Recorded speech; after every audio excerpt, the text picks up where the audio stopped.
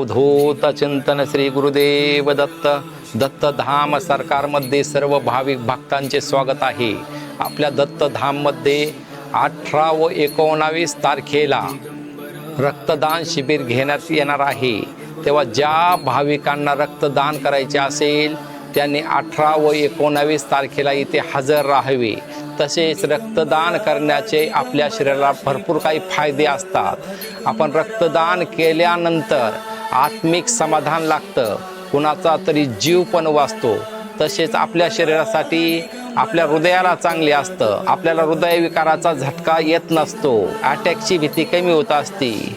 शरीरामध्ये जे लोह जास्त असतं आपलं लोहाची पातळी समतोल होत असते. रक्तदान केल्याने आपल्या शरीरामध्ये नवीन पेशी तयार होत असतात. नवीन पेशी तयार होतात, नवीन रक्त तयार होत असतं आणि आपले शरीर असे एकदम हलके होत असते. आपल्या दत्तधाम सरकारमध्ये लाखोच्या संख्येने भाविक येत असतात. तर इथे काय येतात, तर आपल्या इथे प्रार्थना चालत असते, संकल्प चालत असतो. दत्तप्रभूंची जी काही प्रार्थना असते त्या प्रार्थनेमध्ये आपल्या शरीरामध्ये जी काही पीडा असेल ती प्रार्थनेद्वारे नष्ट होत असते. तसंच आपल्या इथे संकल्प केला जातो. संकल्प शक्तीच्या ताकदीने ब्रह्मदेवाने या पूर्ण सृष्टीची निर्मिती केलेली आहे. तर संकल्प शक्तीच्या ताकदीने तुम्हाला पितृदोष असेल, कालसर्पदोष असेल, नवग्रह बाधा असेल, देवदेवतेचा कोप असेल, पूर्वजांचा शाप असेल, तो संकल्प शक्तीच्या ताकदीने नष्ट होत असतो.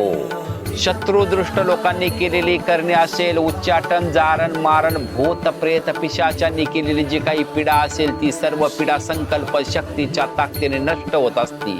संकल्प शक्तीच्या ताकदीने आपल्या मनामध्ये जे काही निगेटिव्ह रूपी विचारांची स्मृती असते ती नष्ट होत असते.